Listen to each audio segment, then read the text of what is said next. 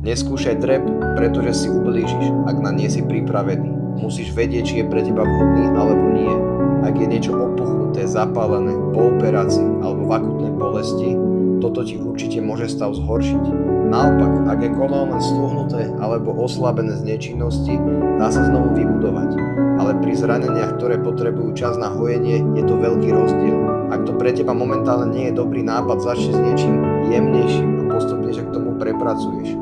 Napríklad podrep na jednej nohe, izometrické opory o stenu alebo veľmi jemné ohýbanie kolena s oporou.